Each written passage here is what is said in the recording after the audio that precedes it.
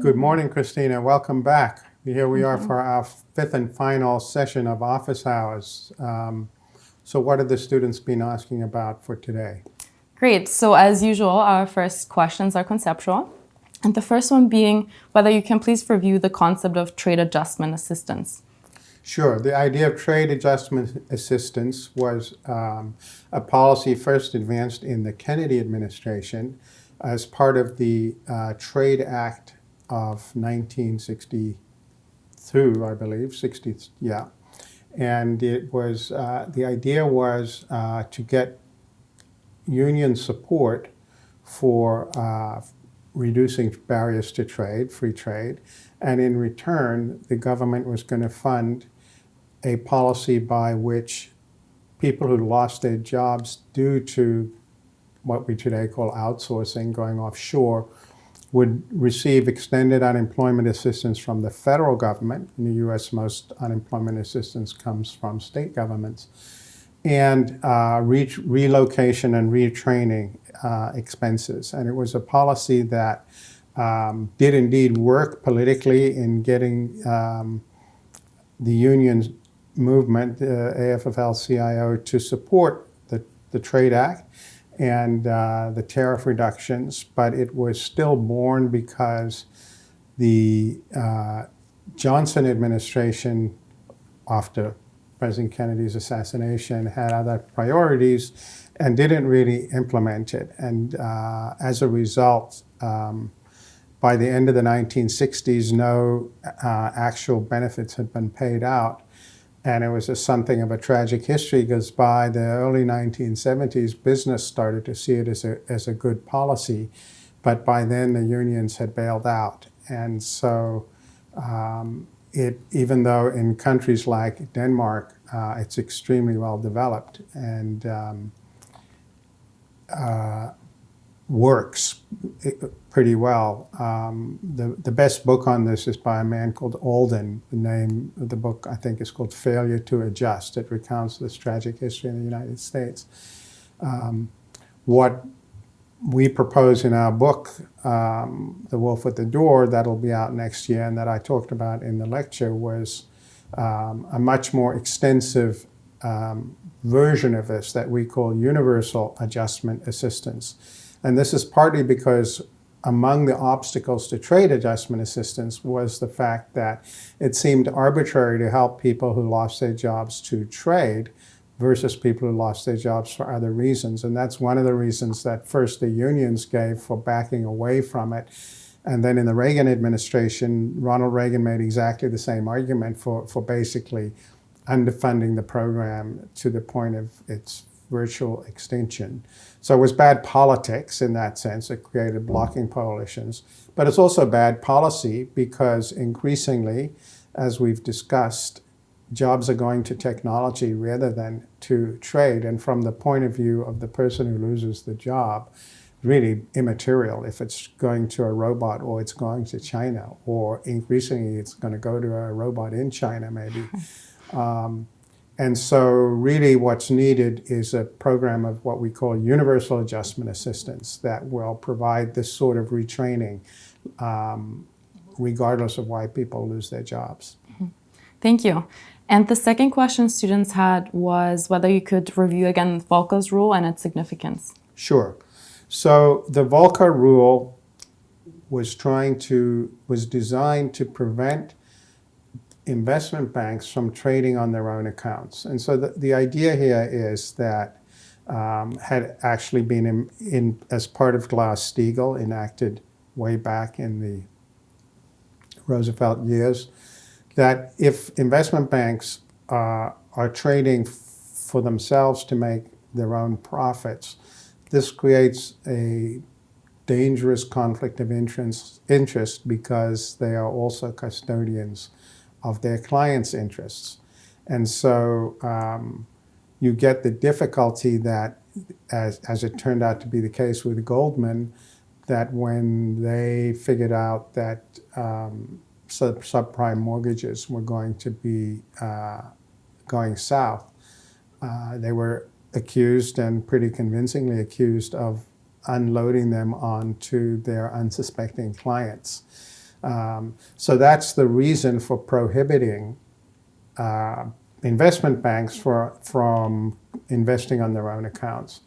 The cost is that investment banks are supposed to facilitate transactions. And so there's a practice called market making, whereby if you have a client that wants to sell some shares, let's say, and there's no buyer, the bank will buy the shares and find a buyer. So in that case, they're just trying to facilitate a transaction. And investment banks do that all of the time. And so the difficulty is, how do you prevent the former without also killing off market making? And that was the tussle over the Volcker rule as part of the Dodd-Frank law. Great. The next question is on UBI and whether there are electorates of some democracies that are more welfarist or less averse to this idea of UBA or UBA-like initiatives. So I think that's not empirically right. So if you look at the countries where funds have been created that are universally distributed to everybody, or in the case of Alaska, the states, these tend not to be welfarist arguments, but rather kind of windfall profits tax or windfall profit redistribution of a windfall profit. So when the Norwegians discovered North Sea oil, the notion was to create a sovereign wealth fund that would benefit everybody. And the Alaska example that was discussed in the lectures is also kind of windfall benefit that they didn't want to be put to other uses. That's different from a welfarist argument, which is the sort of argument Van Parijs makes and people on the left have made for universal basic income. And when you see that idea put to voters in referendums, for example, in Switzerland, it was heavily defeated. So even in Europe, it's also garners opposition from organized labor because it would reduce their leverage. So I don't think it's ever been an electoral winner as a welfarist idea. Okay, thank you. So the next few questions, we received a couple, are on political sources of populism. And the first one is, students are wondering whether you could explain, again, causes for the decline of unions since the 1970s and how that has contributed to a shift of voters' concerns from inequality to insecurity. So the decline of unions is principally due to two things. I think the first is globalization and the decline of manufacturing jobs in the older capitalist democracies. And a big part of the reason for this is the differential price of labor, what you in your own lecture refer to as the flying geese theory. So as manufacturing jobs went to Mexico or Thailand or China or Indonesia, because the wages were much lower, the old capitalist countries became increasingly service economies. And service economies are much more difficult to organize, partly because the jobs in those sectors can also be offshored very easily, except for things like restaurants where you actually physically have to go there. But things like telephone assistance or, calling Quicken Loans to get a mortgage, the person you speak to could be in Mumbai. They don't have to be in the United States.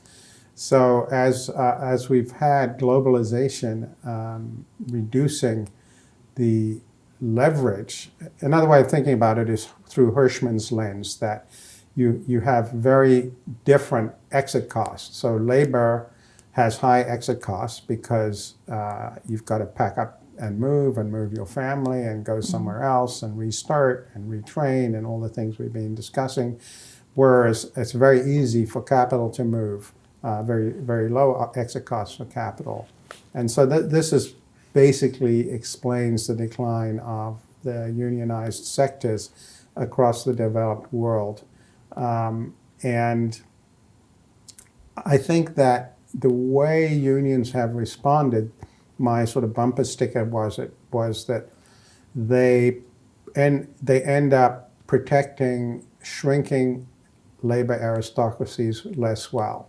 So they're shrinking because the jobs are disappearing, and they're protecting them less well because they have less leverage. And the second big reason, I think, for the decline of the political power of unions is where we started right at the beginning of the course with the collapse of communism. Taking an alternative to capitalism off the table has increased the bargaining power of capital greatly, because there's really much less fear that the workers will ever reach the point where they believe they have nothing to lose but their chains. Right. Yeah, you just talked on it. You just touched on it. How business interests have become so strong relative with labor. Is there anything else you would like to add? Well, I think that that's what I just mentioned is the principal source. Another example of it, it's more of a symptom of it than a cause, is if you look at the changing curriculum in business schools. They've gone away from talking about being public spirited and doing public good and just talking about maximizing shareholder wealth as really the only important thing for managers to do. There's some little bit of backlash against that, started after 2016 as businesses become more nervous about the rise of populist agendas and maybe concluding they do have some things to be concerned about. But largely it's the Hirschman story, I think, that business has so much more industrial leverage because of its capacity to move around the world at the click of a mouse, that labor is just back on their heels and less able to protect the people who are in the unionized sector. And then, of course, as more and more workers are not in the unionized sector, there's something of a conflict of interest between the unionized workers and the non-unionized sector. And we see this all over the world with plants moving, like auto plants moving from Michigan to so-called right-to-work states like in the American South, Florida, or wherever it might be, or in South Africa, where we have high wages in the unionized sector, but also extremely high levels of unemployment. So you get divisions among workers. It's divided dollar story all over again, playing itself out. Right. Yeah. So let's talk a bit about weak versus strong parties. And a student was wondering, with political parties becoming weak over time and the democratization of the internet, do you think that there's a danger of cult-like personalities overtaking parties as a center of gravity for voters in the future? Well, certainly weak parties, as we've defined weak parties, are more susceptible to being overtaken by populist figures. For example, if you have closed list PR, as they have in South Africa, for example, that makes it very difficult for populist figures to take over, because the list is the list. You vote for the party, not the individual, and so on. Whereas if you have open list PR, then celebrities, open list PR allows people not only to vote for the party, but perhaps to reorder the list or to vote for individuals on the list. Then you will tend to get celebrities running and people making populist promises running. Or in the US system,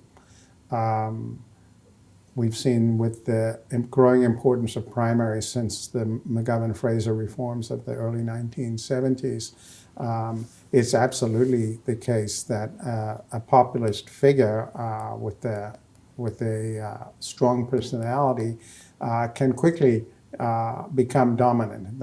This was the Donald Trump story of 2015 and 2016. I should add another way in which parties are weakened. We talked about this with respect to the Labour Party in the UK, but it's gone on in many countries, is the direct election of party leaders by activists who are members of parties. And even in South Africa, But for that feature of the South African system, I think the ANC would have been able to resist Jacob Zuma's hostile takeover, because he also ran as a populist figure with a strong personality. So direct election of leaders, or primaries, or open list PR, these are all mechanisms of weakening parties that make it more likely that populists will come to power. Right. So a student was wondering, it seems a little bit counterintuitive that political parties would ever choose to undertake reforms that weaken their own influence. So could you explain that mechanism here again? It does seem counterintuitive, and I think that you know, there's a particular story to be told in every setting. So in the U.S., for example, the big push came after the debacle of the Chicago Convention of 1968, when Hubert Humphrey ran as the preferred candidate after the assassination of Bobby Kennedy, and had not run in a single primary, and was associated with the very unpopular war in Vietnam, and that this then produced a fight in the party for reform, and it was a bottom-up fight. And that does tend to be part of the problem, that people are political reform is always fighting the last war. So then we got strengthened primaries. Then what happened after that was you got people like McGovern picked, and you got a primary challenge by Edward Kennedy against Jimmy Carter, that many people thought damaged him so badly in 1980 that he lost to Ronald Reagan. So then you have a reaction against that. Then we got superdelegates, and the idea of the superdelegates was to counteract the influence of primaries. But then the superdelegates started to be attacked as undemocratic, going back to smoke-filled rooms and so forth. And so we saw the disempowering of superdelegates. This went on in both parties. So in the Republican Party, the superdelegates couldn't stop Trump because they're bound by the outcome of the primaries, at least on the first ballot. And we never go to second ballots. We haven't for decades. And as I may have mentioned, part of the Sanders quid pro quo for supporting Hillary Clinton's candidacy in 2016 was that the superdelegates would be gotten rid of in the future, would be bound on the first ballot in the future. So there's a lot of fighting the last battle, and you can tell particular stories like that.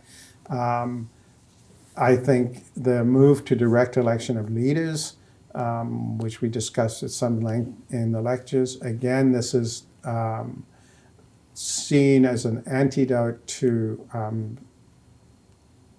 elitist parties and top-down politics, but people misperceive that the cure can be worse than the disease. And that's, so if you look at what's fighting itself out now in the UK, you've got leaders of both parties who I think have lower levels of popularity than any leader of either party in history, fighting it out, and one of them is going to end up as prime minister unless there's a hung parliament. Even then, it's likely that one of them will wind up as prime minister, because both parties have greatly weakened themselves by going to these direct election of leaders. It's a little bit attenuated in the Tory system, but still it goes to the activists. And since the Parliamentary Conservative Party knows it's going to the activists, they have to nominate at least one candidate that's going to be acceptable to the activists. I would say one more thing, that it's very difficult to undo, because it seems to be anti-democratic to take away this kind of authority from party members. People talk about power to the people, but they never ask the question, which people? And so it's a very difficult problem, to which I'll propose one partial solution in the U.S. case in the final lecture. We look forward to it. So we also talked about two-party systems versus multi-party systems.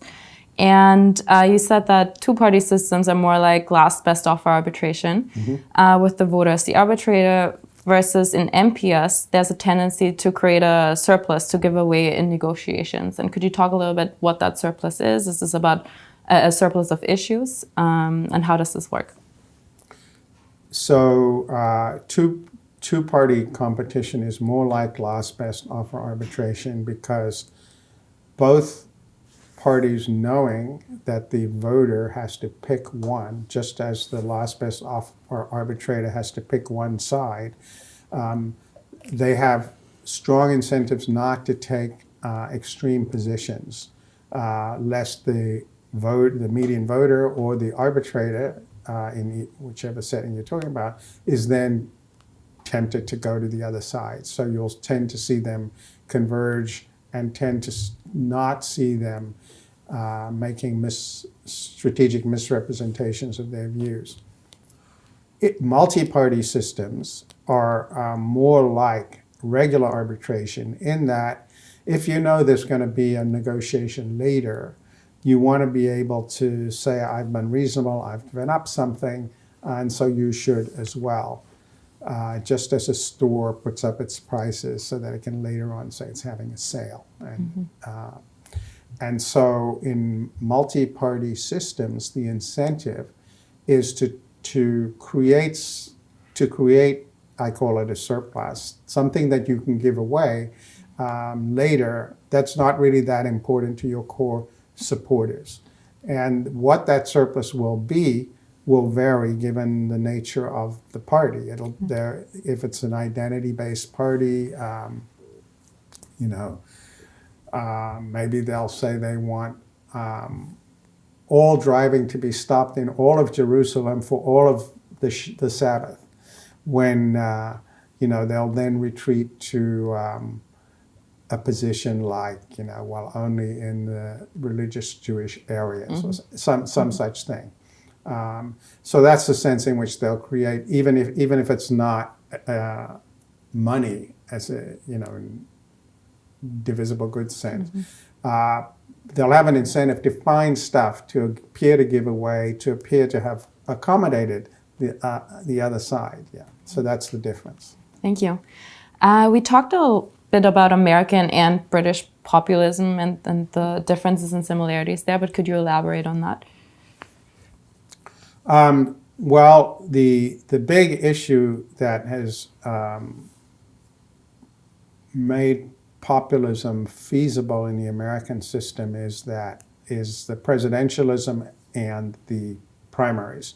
The British have neither. So the British system is less vulnerable in that sense, and there was some brief experimentation with what they called primaries in the Conservative Party in 2016. They were actually more like American caucuses. And the motivation was to try and, interestingly, was to try and increase turnout and to try and get better representation of women and minorities. And they had neither effect, and they only did it in a few constituencies. They had neither of those effects, and I think they were sufficiently traumatized. The Tory establishment was sufficiently traumatized by watching what was happening on the other side of the Atlantic that they backed out of it. And I think that the other advantage the British have is that because they don't have a written constitution, some of the stuff that they blundered into might be easier to blunder out of. As I said, it's very hard to get rid of direct election of leaders once you have it because it seems anti-democratic. But even that, I think, might be significantly curtailed. So if, for example, if the Labour Party were to take a massive shellacking on December 12th, not predicting that it will, but if it were to happen, I think then there would be a lot of pressure to change this leadership selection rule that they now have. I also think that it'll be a cold day in hell before another British political party will try and paper over conflicts within it by going for referendums. Thank you. Our last three questions are on the building blocks of effective distributive politics. And the first question is, what factors make it easier or harder to build effective coalitions in politics? So the answer there is the sorts of things that we talked about. You need a compelling moral narrative. You need well-defined proximate goals. You need leadership. You need resources. And you need to think about ways of preventing what you're trying to do getting undone. The most effective being getting approximate goals embedded in a major party platform for the future. And if you can do those things, your innovations are more likely to be achieved and to endure. Okay, thank you. A student was wondering whether you can explain how the tension between politics without policy and policy without politics help us make sense of the current state of the Democratic Party presidential primary. Sure. So if you think about the proposals that are being discussed in the Democratic primaries at the moment, or until this point, they have largely been things that appeal to the base of the Democratic Party, who are the people who turn out in primaries. So what we've had things like lots of talk, particularly in the early debates, about reparations for harms done to African Americans since the beginning of the Republic and even before. We've had talk about universal health care for all, Medicare for all, that's priced at somewhere between 20 trillion if you believe Elizabeth Warren, or 40 trillion if you believe some independent costing estimates. We've have proposals for writing off student loans, which would also cost trillions. We've had a variety of proposals that are being made because they appeal to the political base of the Democratic Party, whether they're viable policy or not. And so that's the problem with politics without policy.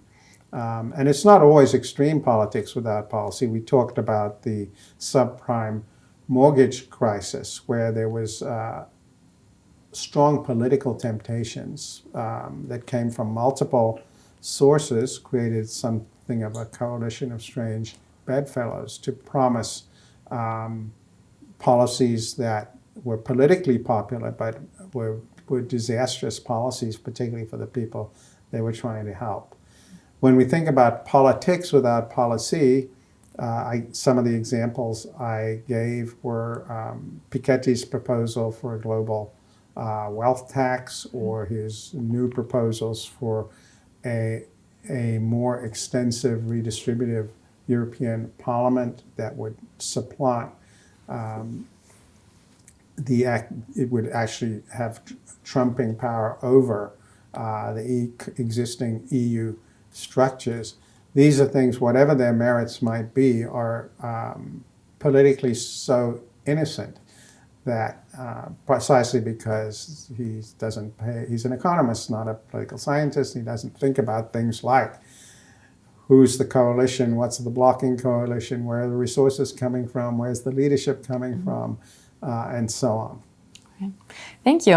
So our last question for today is whether you can elaborate on descriptive representation and its normative promise, and are there any empirical examples? So descriptive representation is the idea that people are elected on the basis of some descriptive attribute, such as being a female or being an ethnic or racial minority. And so there are various ways in which people have tried to achieve this. In a PR system, for instance, some countries have just said every third person on the list must be a woman. Or there's something in a single-member district system. There's something called the Pune Pact in India in 1934, which basically identified a number of constituencies. I forget the exact number. I think it was about 43 or something like that, in which only members, they were then called untouchables now, I think the more acceptable term is scheduled castes. Only members of scheduled castes could run in those constituencies as candidates. So that's one way in which you can increase descriptive representation. What we have done in the US has largely been achieved in other ways. One is by pressure within political parties, such as the McGovern-Fraser reforms. We talked in one of the lectures about the Rainbow Coalition that Jesse Jackson was pushing. But the most important way in which it's been achieved is the creation of majority-minority districts. And that about a fifth of the congressional districts in Congress now in some form or other majority-minority districts, where there's self-conscious design of districts in order to ensure that there will be a strong likelihood that a member of an ethnic minority will get elected. And indeed, they have been successful. If you look at the staunch advocates of improving descriptive representation, like Desmond King and Roger Smith in their book, Still a House Divided, they point out that there simply were no African-American representatives from the South in Congress before. And that is the case. And that's no longer the case. So that is how we have increased descriptive representation. It comes at a cost. One argument that gets made is it may have come at the price of weakening their interest-based representation, because there's a huge empirical debate as to whether and to what extent it has increased the Republican power in the South, which was coming anyway because of the Nixon Southern strategy long before we had majority-minority districts, the backlash against the civil rights laws, and so on. So it was coming anyway, but people argue about whether majority-minority districts increased that Republican takeover of the South. And the evidence is somewhat murky on the point, and it's difficult to nail down. Certainly a lot of activists believe it. The point I make is that whether or not it actually helped to bring it about, it makes it harder to undo. And I think that's incontrovertible. The other thing from the point of view of the argument in my book with Francis Rosenbluth is that it greatly undermines the idea that we really should be looking for districts where the median voter pretty much mirrors the national median voter. So, as we've said, in the ideal case, we'd have kind of flower petal constituencies or districts where you have urban, suburban, and rural voters in every district, as near as you could engineer it. And majority-minority districts push in the exact opposite direction. So in terms of the possibility of creating strong, disciplined parties, it's not a good way to improve descriptive representation. It would be much better to have some version of Pune Pact, which would be difficult in the U.S. because it would run into constitutional objections, I think. But from a point of view of political science, it would be a much better way to improve descriptive representation than what we've in fact done. Great. That was our last question. Thank you very much. Thank you. Thank you. And we'll look forward to reading the exams. Exactly. Good luck.